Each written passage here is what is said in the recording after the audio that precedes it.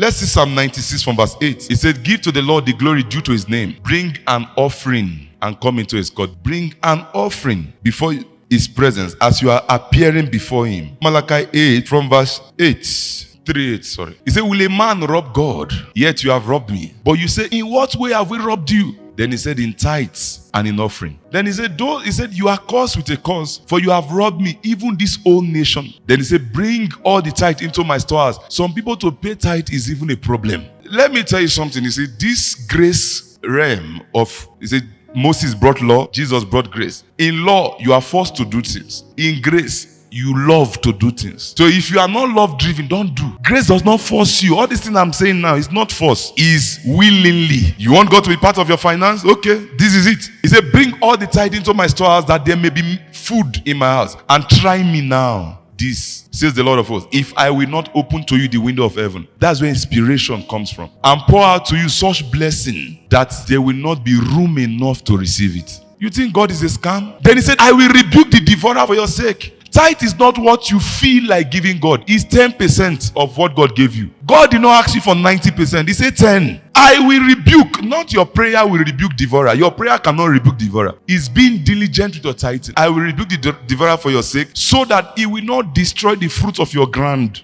nor shall the vine fail to bear fruit for you. In the field, says the Lord of hosts. It's a choice. Then he said, and all nations will call you blessed, for you will be a delightful land, says the Lord of hosts. See the many blessings that are there? Not force. In Genesis 14 from verse 18, tithe came before the law. This is Abraham. He said, then Melchizedek, king of Salem, brought out bread and wine, and he was the priest of God Most High. And he blessed him and said, blessed be Abraham, God Most High, possessor of heaven and earth. And blessed be the Most High, who has delivered your enemies into your hand. And he gave a tithe of all. So Abraham was the first to start tithing. Then we saw it in the life of Jacob in Genesis 28 from verse 20. Then Jacob made a vow, saying, if you will be with me and keep me in this way that I'm going, and give me bread to eat, clothing to put on, so that I come back to my father's house in peace, then the Lord shall be my God. And this stone which I have set as a pillar shall be God's house. Of all that you give me, I will surely give a tenth. Tithe is your what? A tenth. When Kenneth Hagin was alive, he had a service, because he does a program where all nations they gather. Then when he wanted to give offering, one man came out and said, everybody here, you better give your best, because if you finish giving, everything every one of you give, I will give double. Is that not arrogant? Very arrogant. He said, everything all of you give here today, give your best to, because I will give double. This was in 1978. So everybody were angry with him. So they were giving, it looked like this man want to joke with everybody. So when everybody gave in 1978, it was 3.7 million that everybody. So when everybody gave, they announced it. He said, is that all of you can give? Then he gave $7 million. Think 1978. And they went to ask him, they said, what is your secret? He said he told God, you told people to be giving 10%. Yeah, they are not serious with it. He said, if you bless me is 90% I'll be giving you. 90. He said he started a business with $500 in 3 years. You know this story I just said now, it looked like fiction and looked like a lie. But take it like that. Anyhow you take it is for you. The future will tell. One of the most blessed nations. You see Nigeria, people always say Nigerians are this, Nigerians are that. The people that give more in life is Nigerians.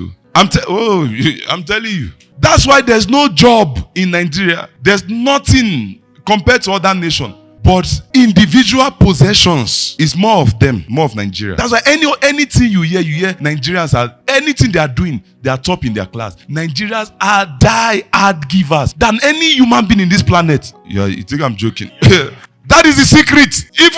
Even if you are giving to demons, you say you're talking about who give devil pass Nigeria. Who give God pass?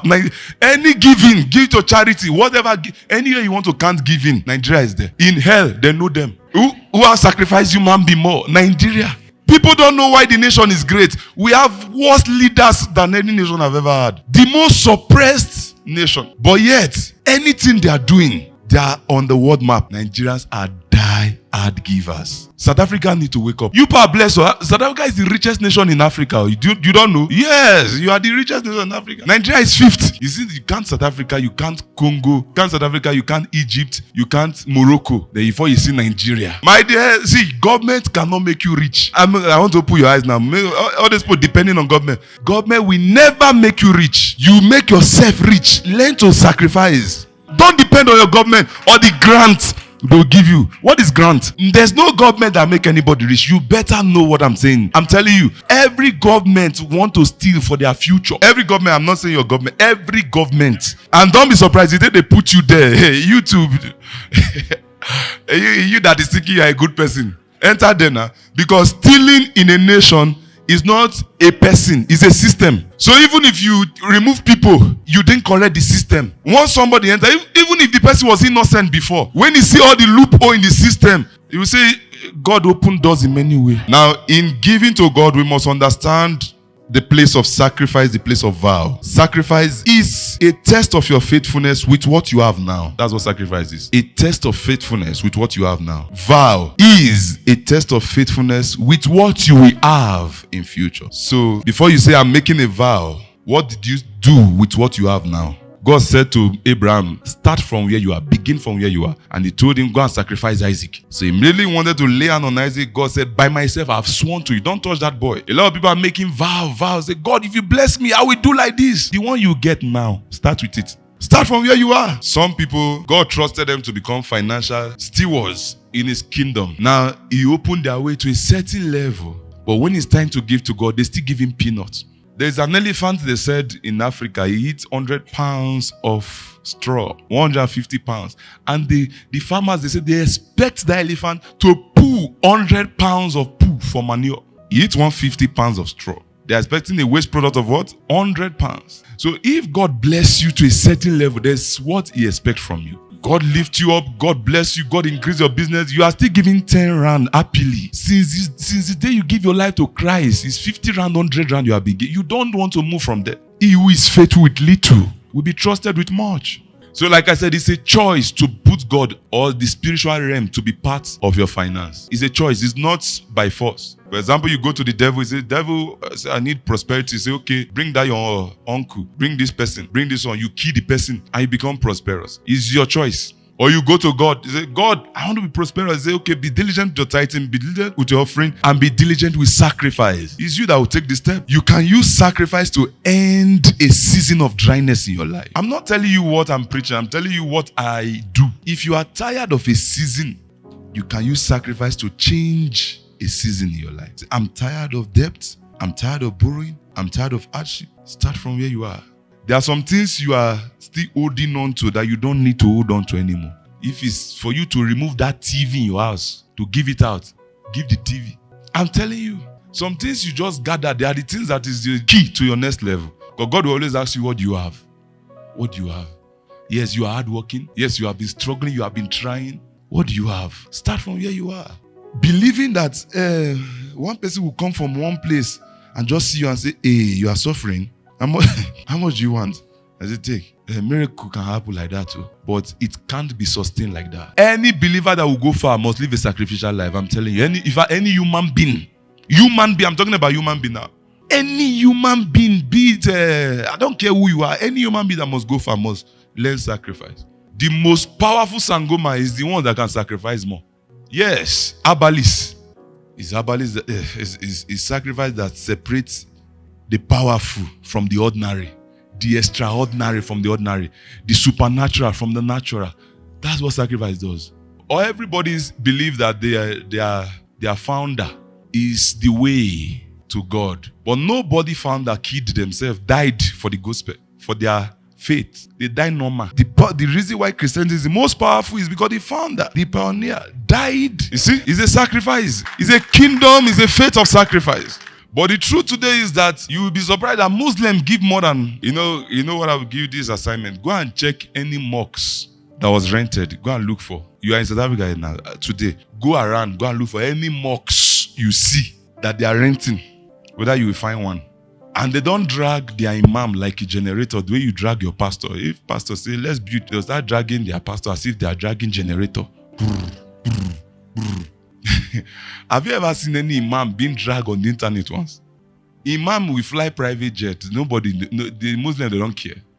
Imam marry 5 wives. Nobody care. But if he's a believer, yay! Why would that pastor even? They will start dragging him like generator. You know, you will not see another Muslim looking at another Muslim pocket or fighting, contending for. But a believer, if they notice you drove a nice car to church, like even as you are going, like 5 people can be begging you, I don't have transport to. Some people are even scared to come to church because of the way they will gather you or the way they will take you. Don't worship anybody you see with money. It's not good. Some people, listen, some people come to church. Once they notice some people drove big car, or once the person come to church, even from where you are parking your car, they start, park here. Why you treat others anyhow? Then those ones that you think they have money, you preserve a place for them. Mentality. It is more blessed to give than to receive. So meaning, blessing comes from giving, not even receiving. Blessing comes from giving, not what? Yes. If you think you are going through financial issues, go and give. Look for something to give. Then you attract the blessing that will open doors for you. It is more blessed. It is more blessed. It is more blessed. Please remove that slave mentality in your mind. It's a slave mentality that somebody somewhere will change you, or you will beg your way out. You can't. You can't beg your way out. And anytime you just see yourself as a beggar, not even a wisdom or opportunity will come to you anymore. Because your mind is already closed. Anytime you are in trouble, the first thing that comes to your mind, who will I beg now? Who will I call? Even God himself will not open you up to ideas. Yes. Everyone you are seeing today that have become a blessing, the reason why they found their way was because they were in problem. They were there with that problem until God gave them an idea. They tried something, tried on that thing until they find their way out. But if your mind is always having like 10 people to beg, immediately you under small pressure, you have already remembered 20 people in your contacts to beg. There's a certain level of respect people give to you because you manage yourself, not because you had enough. Put dignity in your life. Let nobody even know whether you have or not. If it's only pap you have in your house, and you are eating it alone with water and salt, keep eating it. Change will come, change will come. It depends on God, depend on God. Because in life now, if you share your problem, it will become a topic for gossip. Just imagine you come somewhere, 10 people are already gossiping you. They say, I'm the one that gave him that day. He came to beg me. All of them are judging you already. You've lost your self-dignity there. If you are 5,000, live to your means. Don't go and live. You know, okay, it's 5,000 I'm expecting. Is this 10,000 I'm expecting? Live to your means. Don't overspend and start begging. I reply your life like that. Put order in your life.